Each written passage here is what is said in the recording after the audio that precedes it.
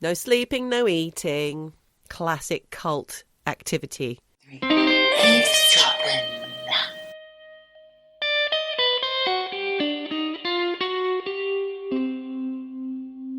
Hello, Michelle. Geordie. Hello. Mushy. What's going You on? sound Japanese. Mushy. Yeah. No, I'm great. How are you?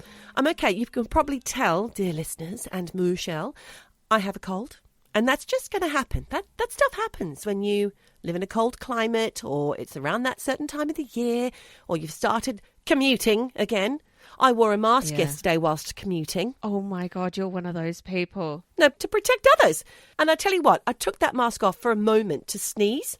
The man next to me got up and walked away. He isolated me. He rejected me. He thought you were diseased. He thought I was diseased. Disgusting. He couldn't see the snot dripping out of my nose because I had a mask on. Quite handy for that. I mean, and if you don't have a mask, you've always got a sleeve. Yes. Or sometimes what you have to do is kind of wipe your nose on the mask. I have to admit, I have done that. It's not I very think nice, everyone's done that. Bit gross. That's a nice welcome. Listen, we need to introduce ourselves, Michelle. Hello, dear eavesdroppers. Welcome. Welcome to the podcast, Eavesdroppin, the podcast. It's a comedy romp through all things supernatural, real life, and what's the other thing? True crime. True crime. I'm Geordie. And I'm Michelle. We love that you eavesdrop on us, and tell your friends. We need your friends to eavesdrop us. We need you. We love Michelle, guess what? What? It's that time of the year again. The podcast awards, they want us to enter again. Did they personally email you, dear Geordie? No, we have to go up against those heavyweights, French and Saunders once again, and all those people who've got lots of money behind them. What should we do? I mean, we didn't get anywhere last year. Why is that, listeners? Why is that? Did you not vote? For those who did, thank you, by the way. Yeah, we always thank you for everything. But yes, we need you. We need you to spread the word, to get voting for us.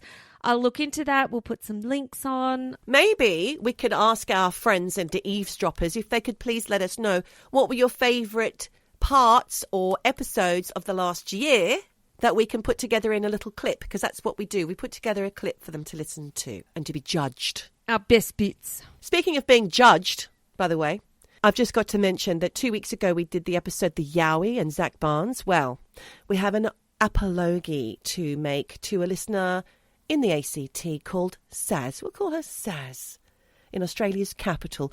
She said that she was offended to hear us describe that beautiful inland area of the Dewar region as Wolf Creeky and like Deliverance. She said that was a very 80s frame of reference for us both to use. And she was probably shouting at the podcast. I imagine she was shouting because she says it's all absolutely stunning around there. And I believe her.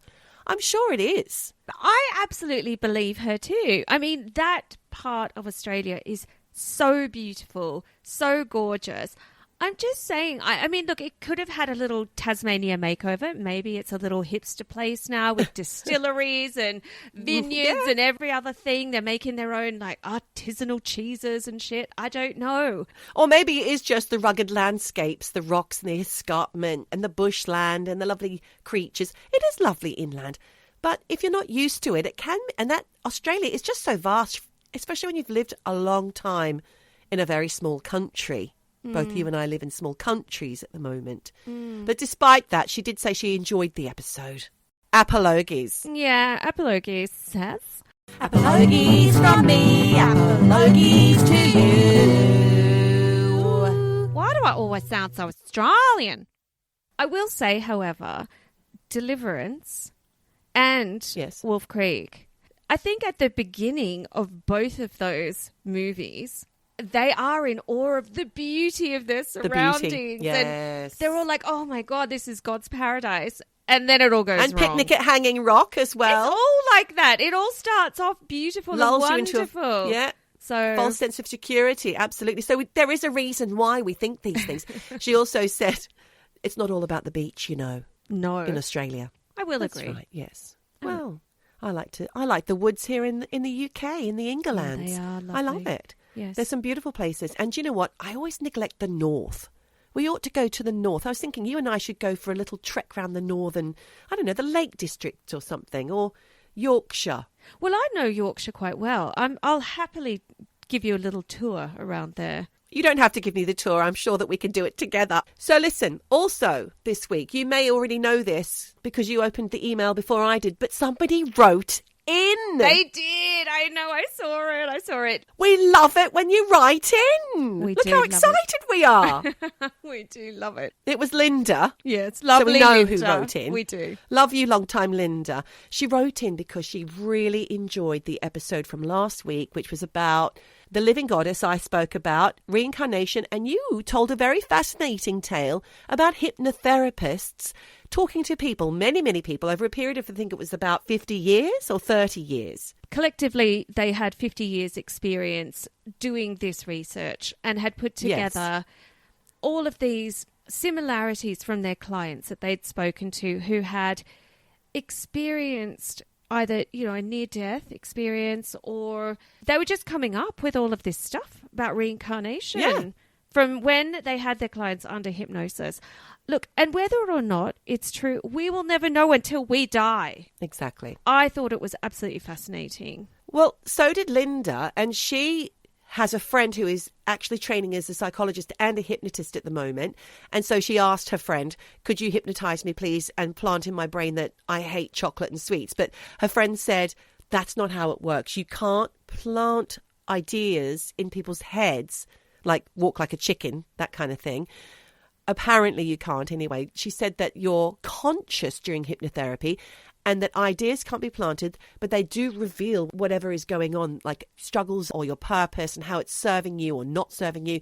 And then you can come up with alternative strategies. I find that interesting because I have gone to hypnotherapists quite a lot over my life. I really believe in it. My main purpose is to ask them to guide me and plant suggestions. And that's what they do. Right. Maybe it's a different school of hypnotism that Linda's friend subscribes to. I don't know. But I think I've talked about this on the podcast. Well, I think what she means is actually, Michelle, that you can't plant ideas that haven't already been discussed or thought about consciously. So you've consciously asked your hypnotist to say, look, I want you to stop me from eating chocolate. So every time I see chocolate, it's make me think of, I don't know, something disgusting like sewage. So perhaps it's the power of suggestion. But they can't plant something like, you have died in your past life and this is what you experienced. And then you wake up and you go, oh my God. No. I mean, I think that's what she's trying to say. Okay. Because you can definitely go to a hypnotist and ask them to help you with a struggle.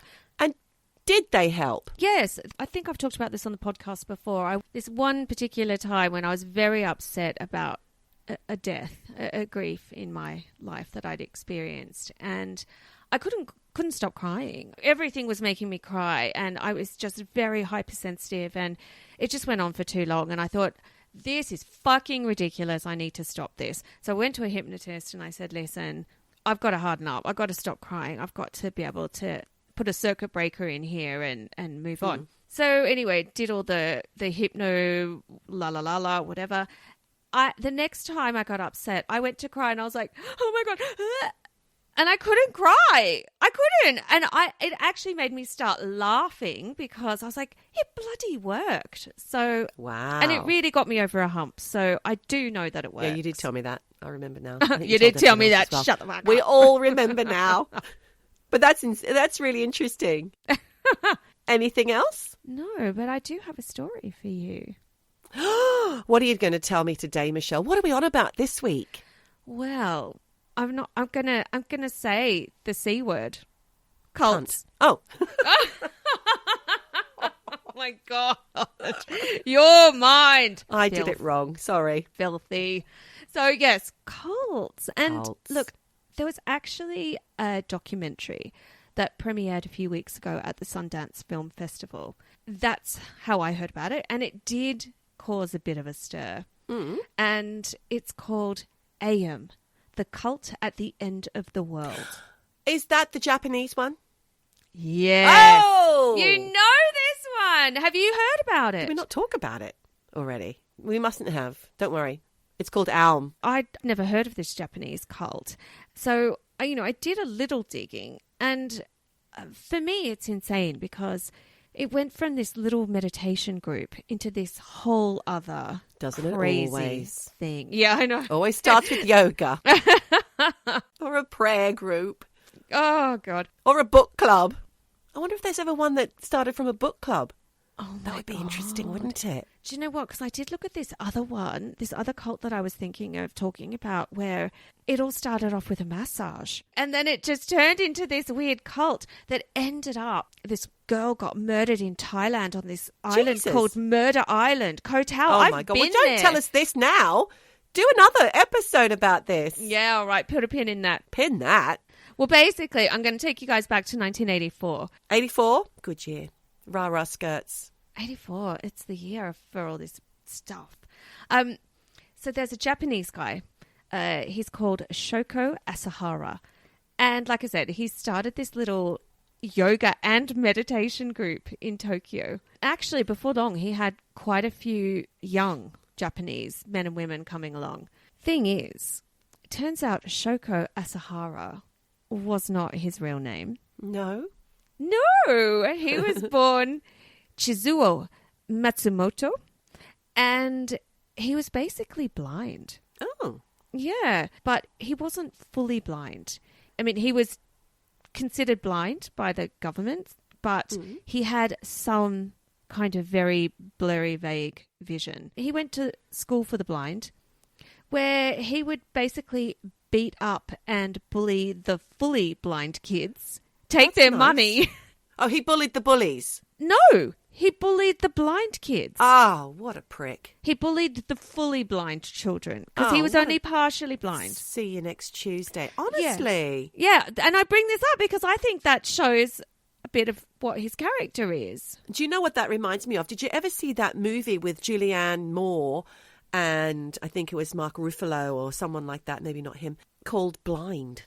No. Where everyone goes blind except for her in the world. No. And it's got your little favourite guy who played Che Guevara. What's his name? The actor, Garcia Bernal, that guy. Yes. Gael Garcia Bernal. It's horrific. Don't watch it.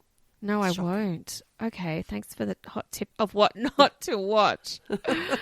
So anyway, I think this guy was a bit of a dick, even back Right. at school. Agreed. He studied acupuncture and Chinese medicine. So, and I mentioned that because obviously he did have a background of wanting to help people, I guess.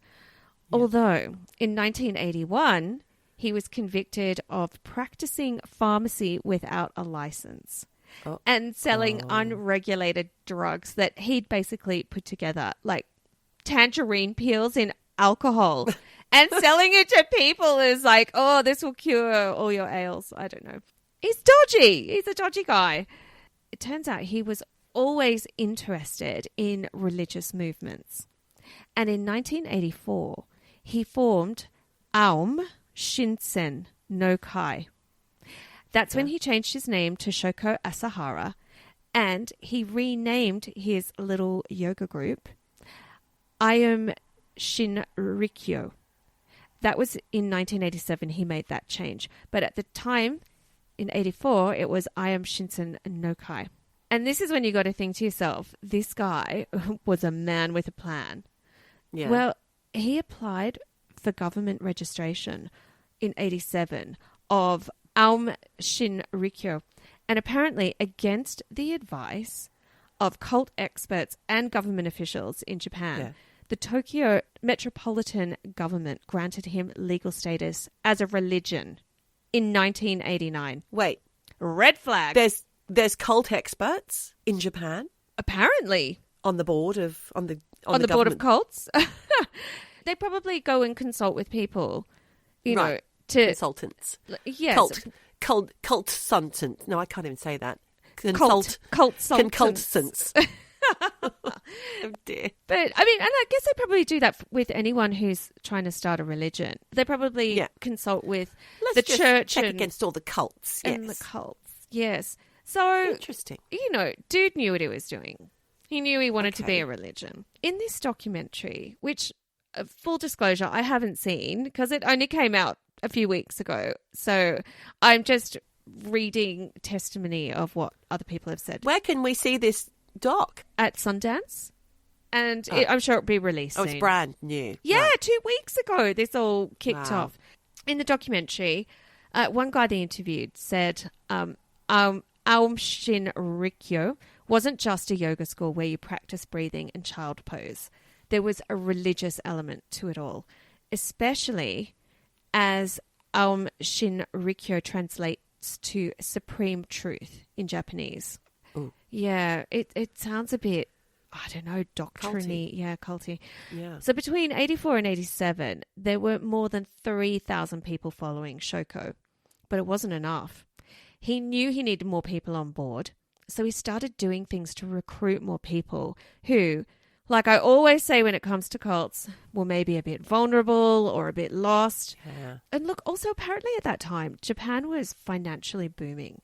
And they were up there as a world superpower, mainly because of its economy. And, you know, the technology they were producing was off the scale. But it also meant that at that time, a lot of young Japanese people felt a bit lost. And they were searching for meaning. And they were drawn to the more spiritual sides of things. And I do think, like, that was the whole time, the world over. Greed is good, all of that kind of thing. Yeah. So I get it. And I think Shoko kind of knew this, and he started doing things like making these little magazines and creating these little strange anime cartoons with himself as the main character, as a guru. And in 1988 he wrote a Buddhism book called Supreme Initiation. And actually he did also start referring to himself as the Messiah of the last century. They love that, don't They they, the cult do. leaders? They love to call themselves the Messiah. Oh, yeah. They're always, you know, Jesus and the second coming. And he would tell his group, who were all basically now followers, that Aum Shinrikyo could help them develop supernatural skills like mind reading and also levitation. So people were like, sign me up. Sign me up. Who doesn't want to fly? Who doesn't want to, what was the other thing? Read people's minds. I'd love to read people's minds. I Amazing. hate that. Hate that. Do you know what? You know how we talked about the traitors last week? Yes. Have you started watching? No. Because there's a magician mind reader on there. In the American one? No, in the UK one. No, I want to watch the one with Alan Cumming. I love him. Oh, no, this is the one with Claudia Winkleman. The British version of the traitors. Oh, all right. Anyway, there's this mind reader who's all like, oh, yeah, you know, I do this for a living, blah, blah, blah, blah, blah. Well, but he's a dick. He's totally All right. ruined his career. Just spoiler say it. alert. Anyway, back to this. So, yes, Shoko, he's promising these followers all sorts of things. He then, like all cult leaders do, started to put restrictions on his followers. So he made them live in these compounds where they weren't allowed to leave. You know, they obviously had to give him money, and also he encouraged them to basically eat the bare minimum of food. Oof, the usual. Yep, they weren't allowed No to sleep sleeping, more than no 3 hours eating. a night. Yes. Yep, all of this stuff. Break them down. Classic cult activity. Also, he told them they weren't allowed to change their clothes because Oh. filth was a virtue. I know. Right. And look, it seems that people were loving this. Loving. Yeah, people were loving it. But the thing is that he started to get a bit of credibility because he started appearing on TV shows. He was on magazine covers. He was invited to lecture at universities. And this is mainly because of the religious books he wrote, because he wrote another one as well called Beyond Life and Death.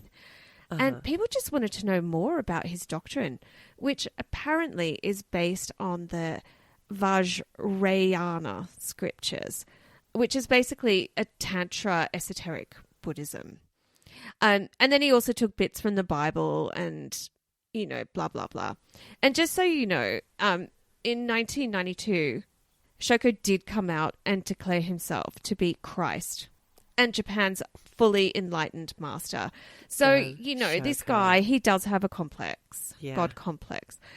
And his whole platform was that he would take other people's sins upon himself, and then he claimed after he took your sins, he could transfer spiritual power to you. Right. So like all good cult leaders, he also had some doomsday prophecies, including World War III, and he also predicted that the world would end because of a nuclear Armageddon. which he says was necessary for human relief. We all have to be relieved of being human and die, basically, Okay. is what he's saying. Now, put a pin in that because that does lead to some other shit.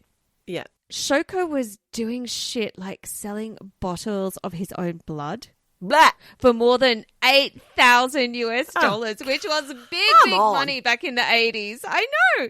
And apparently, if you drank his blood, which he claimed was scientifically proven to be really powerful and effective, well, it was a tonic. It could cure you of things, and it I'm not also buying. was a blood initiation. Not buying this. I know, you're shaking your head here. And also, you know how I told you before that filth was a virtue? Yeah. Well, he would take a bath and then bottle his bath water and Ugh. sell it as a miracle pond. Miracle pond. Can you imagine how rancid that water would be? Absolutely Yuck. disgusting. I'm there for thinking, though, Shoko. To take a bath, and these dickheads are so into me, they're going to pay big money for my filthy bath water. Jeez. Really? I mean, like, you got to give him some credit Give for the guy some credit. ingenuity. Yeah, okay. There you go. Tick to you, Shoko. So then in 1990, he decided he wanted to get into politics and tried to get himself in a local government position where he could then run for prime minister. So he ran 25 of his followers as ministerial candidates in the 1990 Japanese general election. And unsurprisingly, basically no one voted for them and not one single person got voted in. He Thank lost. goodness. Instead of being a bit embarrassed by that, he basically got more focused. And instead of trying to heal and help people, his new message was, you cannot avoid Armageddon. Oh, that's pleasant. And that his cult could teach you, not that he calls it a cult, but anyway, that he could teach you how to withstand the coming war. Oh. Kind of in a bit of a masterstroke, he then established a Russian branch of Aum Shinrikyo after the 1991 fall of the Soviet Union. Once again, up there for thinking. And pretty soon there Yeah. were more members. Yeah, there were more members This guy's in Russia smart. than in Japan. Super smart. More than Yeah. 20,000 people worldwide were signed up to him. And in Russia, this is even scarier, he managed to get his hands on stuff like assault rifles, chemical Wow. weapons, and a helicopter. But the thing that he really Oh, wanted God. to get his hands on was nukes. Now, put a pin in that too, because I got something on that. So in the documentary, there's apparently some audio where Shoko says to his followers, when the guru tells you to kill people, it means they're at the end of their lives. So that takes the guilt away. That gives me chill bumps. Yeah, well, you know what? But also, he's giving them permission to kill people because they're at the end of their life. You're doing them a favour. We're doing you a favour. It's fine. Doing them a favour. Bang, bang. Exactly.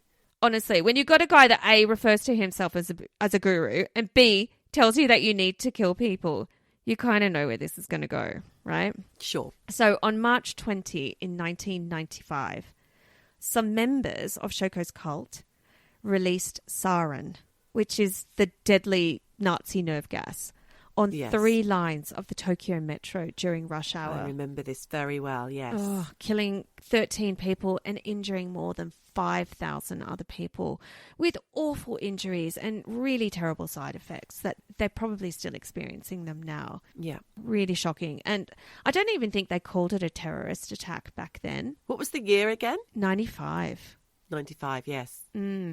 So, look, having an inkling that this could have been the work of Shoko and Aum Shinrikyo, the Japanese police raided Shoko's headquarters in Tokyo, but he knew they were after him, so he was in hiding. And initially they didn't find him. But finally, on May 15, which is, 6-7 weeks later, they did find Shoko. He was found hiding in an apartment under some floorboards, under the floorboards of the apartment. Gosh. Still referring to himself as a guru.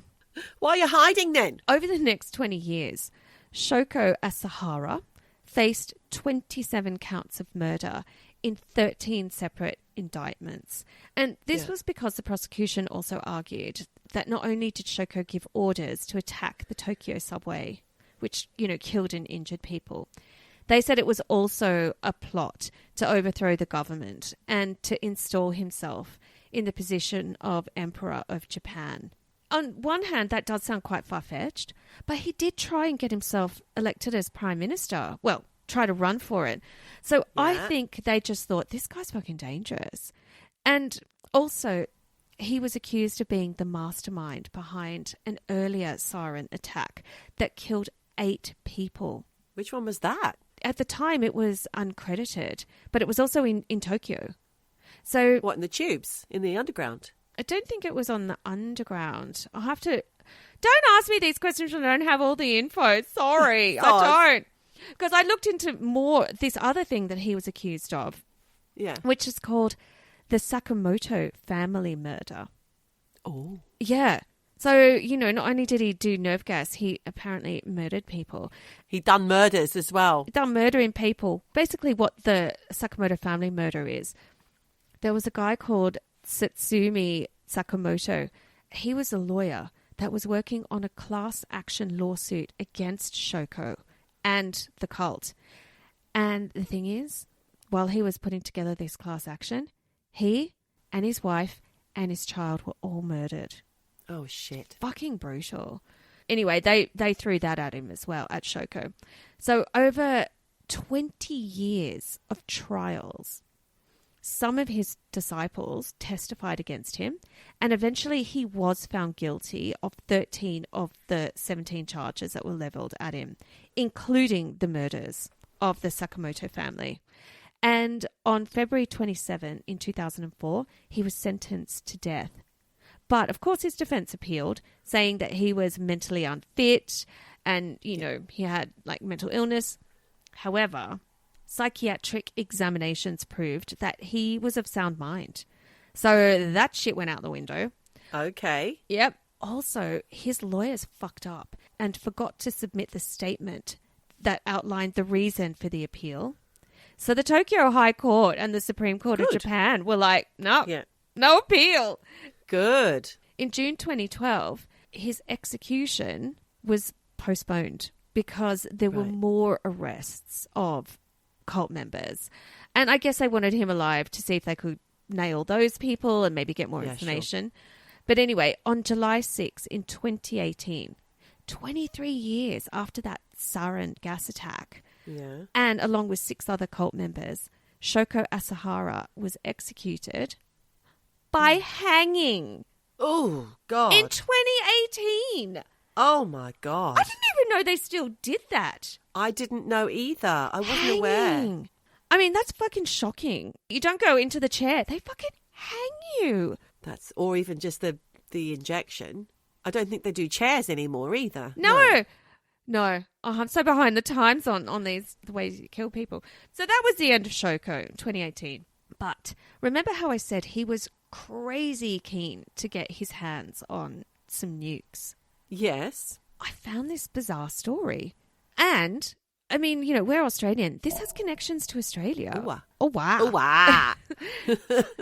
So, late on the night of May 28 in 1993, there was a rumble in the outback in Western Australia. And it wasn't massive. It only measured 3.6 on the Richter scale. Maybe Neil the scientist will know more about this because he's all into geo stuff. But apparently Geoscience Australia didn't really take much notice of this little seismic rumble. But it was logged and then pretty much forgotten until 1995. When, after all the shit went down on the Tokyo subway with the sarin attack, a guy called Harry Mason, who was a geologist in Western Australia, he came out in the media saying he thought that it wasn't an earthquake 2 years earlier. He reckons it was orchestrated by Shoko Asahara. Oh, my God. And basically the cult, using homemade nuclear weapons. Oh, dear. I thought you were going to say that. And the reason he was making these claims is because he says that key members of Aum Shinrikyo had actually been living in outback Australia at the time. Harry Mason reckons that in April 1993, some of the cult members went to Western Australia specifically to look for a place that they could test chemical weapons without being noticed. And they did actually buy a place 12 hours east of Perth before selling the land at a loss and getting the fuck out of Australia in October 1994. Ooh. So they were there. Thing is, after the subway attack in Tokyo, this guy, Harry Mason, started to connect the dots. Honestly, it does sound a bit far-fetched because even in the middle of nowhere, I think it's not that easy to just make a fucking nuclear bomb and set it off and not get noticed, right? But equally, they were there. Yeah. They did buy land. There was a rumble in the outback. Did anyone go in with Giga? What do they call them? The Geiger counters meters and things to see if Geiger there was counters. any. Well, radiation? there is some info on that. So yeah, it's a little unusual. Wow. You can't deny that they were there. They did buy this land. I believe you, Michelle. No, but I can kind of see it. You know, It does make sense. Does make sense. The rumble. the rumble in the jungle. Just suspend your disbelief momentarily because there are joining dots, but it's not always the case. However, the New York Times got on board and actually the US Senate were considering all this as a possibility too. Yeah. Partly because the cult was really fucking rich. Aum Shinrikyo had more than $1 billion in their bank accounts. When a cult has this much money and they have links to Russia, the Americans take notice. Also, they had members of the cult who worked in physics. Uh-huh. This guy, Harry Mason, he had worked in mining. So his background gave him a bit of credibility as well. He also was on a personal mission to prove that this was correct. And he went around on his own bat, just going around Western Australia, collecting witness statements from people, which he has got these witness statements, but apparently they're all anonymous. Yeah. So I don't know if they're real or not. But anyway, these statements all talk about people saying they saw a bright light in the sky and then people feeling a shockwave. Oh, wow. Yeah. And also, high-grade uranium was found on the property that the cult had bought. And it was a massive bit of land. It was more than 4,500 square kilometres. That's incredible. And just so you understand what that means, that's more than half the size of Greater London. Okay. So it's a big piece of land, right? Yeah, absolutely. And the cult had intended to mine there, according to notebooks taken from a few of the high-ranking members. And like I said before, because the cult had Russian connections, the US did not like this one bit. And there was a US senator called Sam Nunn who pushed the US Senate Government Affairs Permanent Subcommittee to investigate. And they got Incorporated Research Institutions for Seismology on the case in 1996. However, when they investigated the seismic activity around the area where the property was, they found no evidence of a nuclear blast. Although they did say it was a really unusual seismic recording, but it didn't match up to a nuclear weapons test because the seismic signal was not characteristic with a nuclear explosion. But also they did sort of say it was not characteristic of an earthquake either. Right. Then they thought it could have been a meteorite hit, but there was no impact crater. And no sign of it either. No. So in the end, they were like, we don't know what the fuck that rumble was. Yeah. So they just went with earthquake, not nuclear test. But they were kind of on the fence. So it does seem on the surface of it that Harry Mason's theory was a bit of a dud. Yeah. However, when the Australian Federal Police visited the property, they, like I said, they found uranium, but they didn't find any evidence of mining on the site. But they did find chemicals the cult had been using and testing on sheep. Oh. And I don't know why. And it sounds not very nice. No. I don't like that. No, and I did read that there were some reports that say the timeline between the purchase of the property and the earthquake don't add up. But look, whether it was the cult, a coincidence, or an earthquake, or they were testing nukes, I don't know, but it's all bizarre. Wow, Michelle. Gosh, once Sundance releases this film and it comes out on Netflix, we'll be able to all watch it and find out more. I'm fascinated because I know that there's so many things intricately woven into the Aum doomsday cult. I'd love to know more, definitely. And just on the subject of capital punishment, did you hear that Rishi Sunak, our current Prime Minister of England, said that he'd like to bring back capital punishment because he doesn't want to pay for all these lowlives in prison? Now, that's not a quote. Oh, my That's not a quote. That's God. just something I heard on the radio the other day. As a Prime Minister, you can't even have a beer in the pub and just casually say that shit because it... I don't think he said it in the pub. Oh, well, you never know. You never know. Where's this coming from? That's terrifying if that's true. Baywit, it's a baywit. No shirt and thong. What a ding dong. Baywit, it's a baywit. Big gut hanging out. Kitty, kitty, kitty, cat. Oh, I don't even know, yes. What the fuck?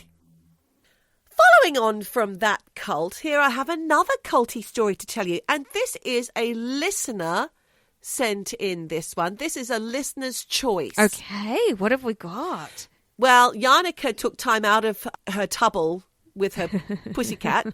She loves, this is our listener in Amsterdam who loves to listen whilst in a tubble, which is like a blow-up bath. And she has a pussycat that sits on the edge. How that pussycat stops from getting its claws stuck into the rubber bath and making it pop, I don't know. I actually think that did happen once, or not. Actually, it did. They're on their second tubble. You're right. But she led me to the story. I'm just going to let you know, I got this information from a BBC news article that she sent me, also LA Times and the Times of Israel, and a podcast called True Crime Byline, because I needed to look hard into it. Because, yes, this is a Jewish conversation we're going to have now, and I don't want people to think that I'm being anti-Semitic by any stretch of the imagination when I tell you about this sect. You're just reporting the facts. I'm just going to tell you what I know. There's something called Lev Tahor. Have you heard of this? No. In Hebrew, it means pure of heart, and there's a sect which claims to be a fundamentalist version of Judaism. So you have them in Christianity, you have them in Muslim religions as well, the fundamentalists, which are always a little bit extreme. Yep.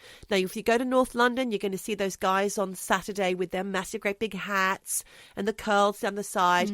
So these guys do look like that, but the women look very different. Now, I'm going to tell you all about it now.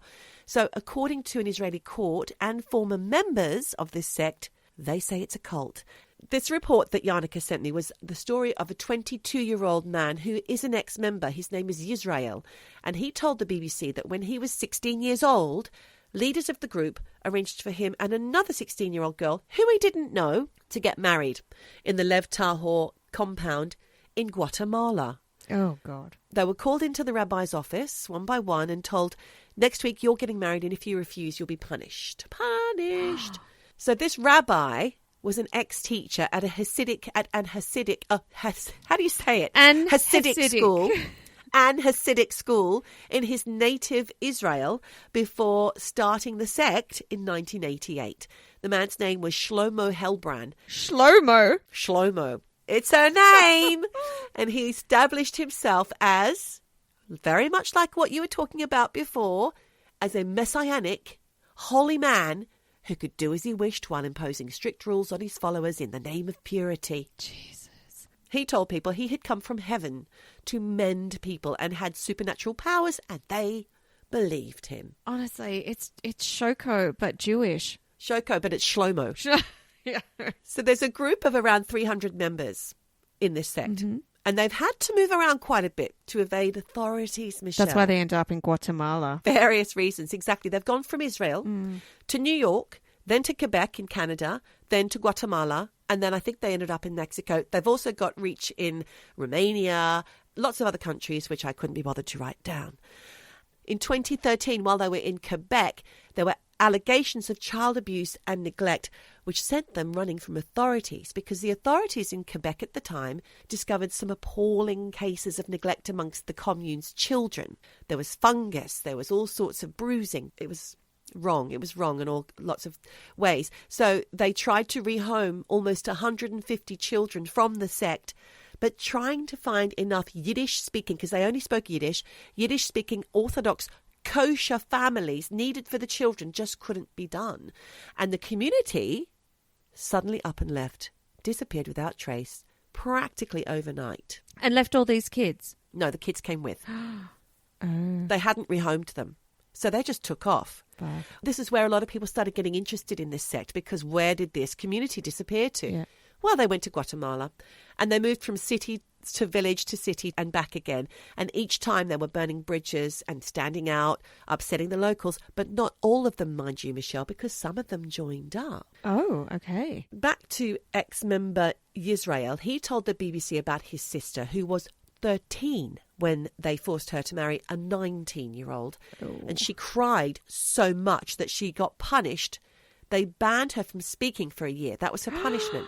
She was forbidden from uttering a single word, to even asking for basic things like food or to use the toilet. Oh my So God. life was pretty shit for this girl. Yisrael said that after his sister's punishment ended, she couldn't speak properly anymore. Of course not. But these harsh punishments were a way of life, especially for the children of Lev Tahor, who were often beaten for small-scale misdemeanours.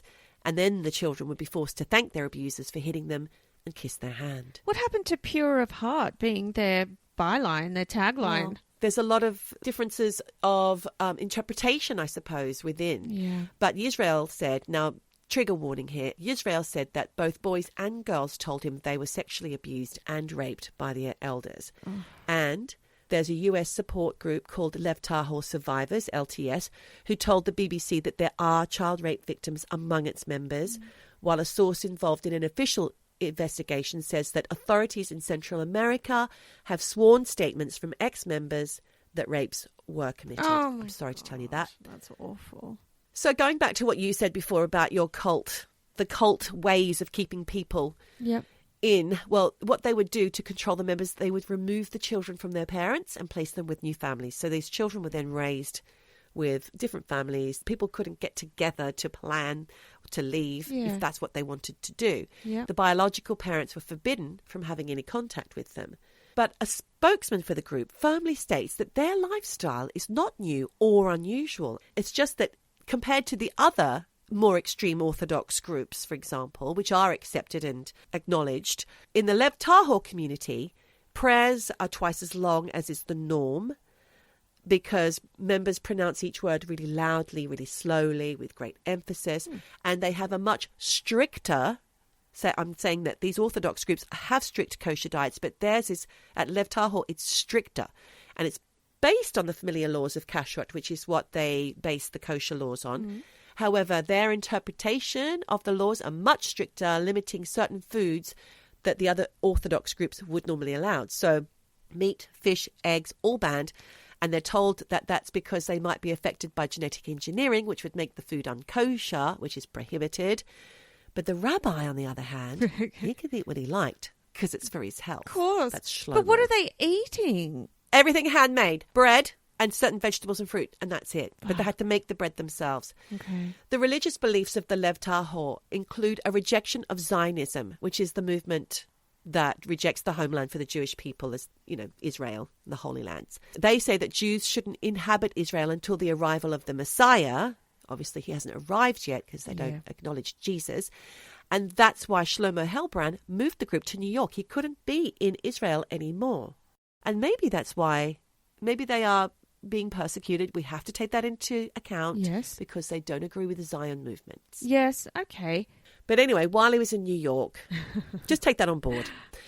We have to look at both sides of the coin, Michelle. We're fair. We're fair here at Eavesdroppin. Fair. But firm but fair. But whilst there in New York, Helbrand served 2 years in prison because he was convicted of kidnapping a 13-year-old Israeli boy who was sent to study with him in preparation for the boy's bar mitzvah in 1994. Apparently, this boy told authorities that he chose to stay because he wanted to be part of Lev Tahor. Yep. But in the end, Shlomo was sent back to Israel, but he managed to escape from there, claiming refugee status in Canada due to his political beliefs, Right. I suppose, and religious beliefs. Clever. So Yisrael says that Lev Tahor had falsely promised his family that life in Guatemala would be paradise with animals and children to play with. But the horrible shock for him and his family was when they arrived, they realised what it was really going to be like. Families were separated, children had to sleep on stone floors, only to be woken up at 3 a.m. every day to pray. There was no food, no water, no talking to other children. And then the lectures from Hellbrands, like going back to before how they do it all very slowly, it went on for hours. And Yisrael said that sometimes he'd fall asleep standing up. Of course. It's like we talked about just with Shoko before. That's how you break people down. No food, no sleep, and then they're broken their minds. Yeah. Broken their minds and spirits. But is it that, or is it because they believe, and there's a lot of things that point to them still believing. Every single thing that any member would do on the compound was controlled, and you could only go to the toilet when they said you could. Oh my God. They weren't educated, nor did they study the Torah, which is the holiest book. Yeah. Or the Talmud, which is a Talmud, how do you say that? The principal Jewish book of law. And the only thing they needed to know was told to them by Shlomo Hellbrands. And they had to learn all his writings by heart. And after all that, the children didn't get to bed till 11 p.m. Oh, my God. Their little minds aren't being given a chance to grow. There's a lot of Hasidic sects that connect to God through dancing, music, and other expressions of joy. But the members of Lev Tahor lived a pretty dull existence, very kind of staid, and even laughing was discouraged. The women and the girls in the group had to wear a full body cloak from the age of 3. And that is the reason why the group's nickname in Israel and worldwide is the Jewish Taliban, because they have to even cover their faces when they're in public. Wow. The children have to look down when they're walking places. They're not allowed to look at other non-Jewish people. They're not allowed to look at nice things like swimming pools. If they catch a glimpse, they get beaten. Really? But the Yes. girls have to be covered up. The boys don't. Completely covered. They just have to look down. I mean, is this very different from those hardcore other sects that are deemed acceptable? Or is it a cult? Are they acceptable, or people still look at, any kind of extreme Muslim sect where basically women are covered up? Yeah. More and more discussions are being had around whether or not that's an abuse of human rights. Of human rights, exactly. But then obviously if you choose to be there, but then there's all these children being born into it, and then they're growing up, and then they're asking questions like Israel and other ex-members. But Shlomo Hellbrands, he died in Mexico in 2017. He was only 54, and he drowned while performing a ritual immersion. But in a letter to followers a week before his death, he claimed he had no reason to live because some of them had rejected him as a rabbi. The heat was on at this point with all the child sexual allegations and whatnot. Yeah. And all the moving around. One of the members who left was one of his sons, actually, as well. But he had another son, Nachman, who was even more extreme than him and had even harder methods than his father. He took the reins for the group after his father's passing. Oh, no. There's a lot of weird controversy regarding his family, which you should look into. He had a sister that died of a sesame allergy, but some say it's because Nachman forced her to eat sesames and then didn't allow her to get help. That's alleged. Alleged. That's one way to knock off your family. Exactly. But going back to Yisrael, you wonder what happened to him. Well, he and his wife had a baby 2 years into their marriage. So what's that? That makes him 18. And then at this point, he's already uncomfortable with the lifestyle. He's got questions. He's worried for his child. One day, the leaders sent Yisrael into town to get something printed from an internet shop. Now, when he got there, Yisrael had barely remembered computers from before he joined the group, and he certainly didn't know how to use one, so he had to ask the store owner for some help. Well, when he saw Google for the first time, his world exploded. Of course. He typed in Lev Tahor, and all this shit came up. He was like, what? Oh my God, I'm in a cult. This is it. It confirmed Yisrael what he was already thinking. Yeah. He also saw reports about how his aunt, who was back in Israel, was fighting the group. Now, this came as a surprise to him because he thought the rest of his family had forgotten them. So he was thrilled to hear that she was trying to find them and rescue them. So he found his aunt's email, sent her messages. Then every time he went back to this shop, he would communicate with her. Yeah. And then he started secretly earning money. How, I don't know, because they're always being watched. But he managed to save up enough for a mobile phone, and then he started ringing her. Wow.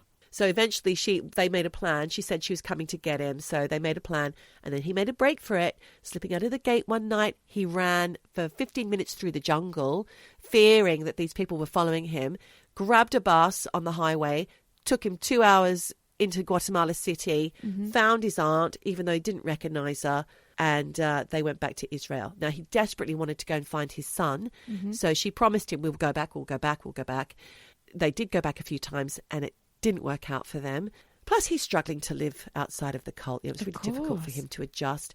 But eventually, there was an undercover operation that was launched in September 22, only a couple of years ago. Months. Oh, my God, we're in 24, aren't we? No. Months. No, I thought we were in 24 again. Yeah. I was like, I thought we were in 24 again. Why do I keep thinking that? I don't know. Bizarre. You got me confused for a second. So anyway, September 22, only a few months ago, you're right, Michelle, a team made up of 2 former Mossad agents and an ex-police officer and a lawyer from Israel and an elite police unit raided their new hideout in Mexico, where they'd all relocated. Not all of them, some. So this had been authorised by a state judge who'd examined the evidence and decided that there was evidence of drug trafficking and rape. And also, an organised crime unit had found evidence of an order that was issued by the group's leader instructing mothers to kill their children with poison if welfare services came to take them away. Very Jonestown. Oh, my The women God. were then instructed to kill themselves after they'd killed their children. So, as a precaution, during the raids, the children were immediately separated from adults and they emptied out the compound. That's when Yisrael finally got his son back. Oh. But his wife, who was also evacuated, refused to leave the group. So her and about 20 others were held at a government shelter. And 5 days later, it was quite incredible. They staged a mass escape and just ran off into the night. Yeah. And where are they now? Back with the group. No. Women, children, yeah.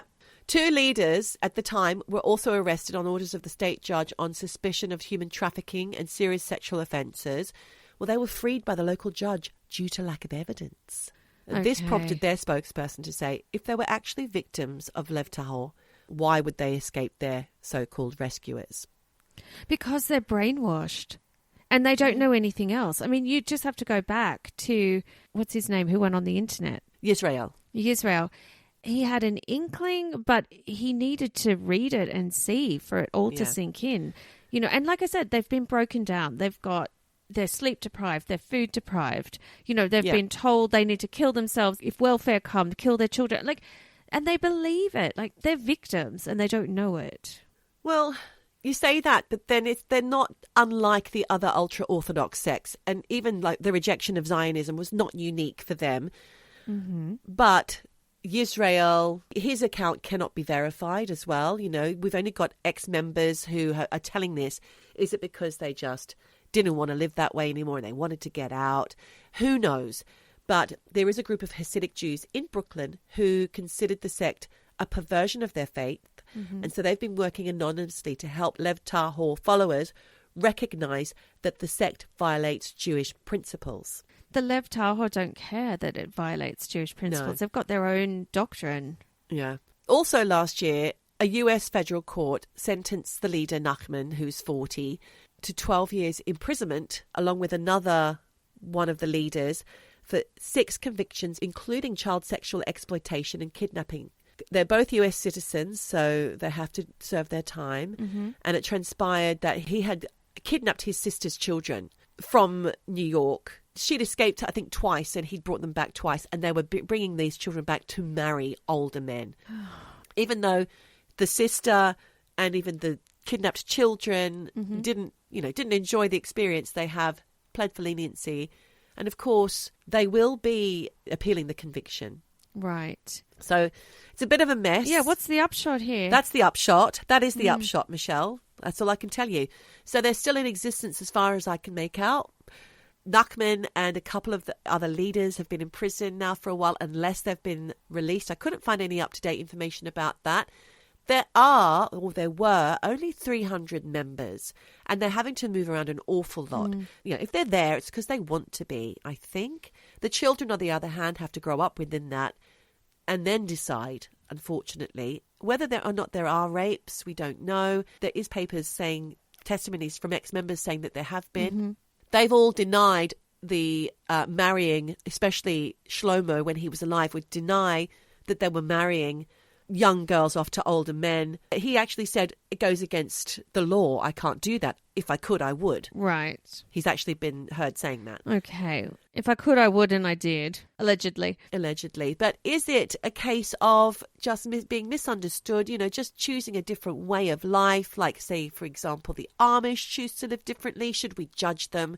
Well, if there are human rights being exploited, then yeah, I guess. It's really hard because the lines are always blurred in these situations. Exactly. Are we harshly judging them? Yeah. Are they being judged harshly by the world's media because we don't understand? There are lots of layers to this, and when religion is involved, and certainly elements of cultish behaviour, it's not easy to unpack. It's easy as an outsider to look, and I think you always have some element of judgment, but I don't fully understand the ins and outs of it. And obviously people are given an option to escape and to be freed, and they go back. So I don't know what that says. Yeah. Well, you think about it, right? The Jewish faith, and Orthodox Jewish faith especially, has been around for millennia.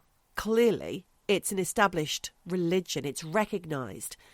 Unlike other cults, like, for example, the one you just spoke about, where it was just made up. He did just make it up. He just wanted to be a messiah, a guru. Then you've got Jim Jones, who is an offshoot of a version of something that also has been around for millennia, Christianity. He started as a Christian. What was it? The People... I can't remember the name of his cult. People's Temple, that's it. He kind of just adjusted it to fit himself. And I think that power that goes to their heads, or maybe it's just... what's the word? Divinity, feeling like you're divine, being touched by the hand of God. Who knows? Yeah. Is it madness? And then you manage to bring people along with you.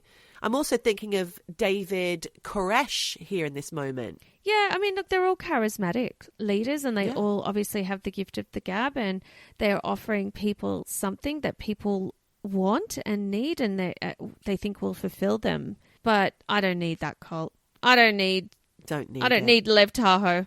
Sorry. I quite like having free will. Yeah. I like that in my life. Me too. I want to eat and drink and go to sleep when I want.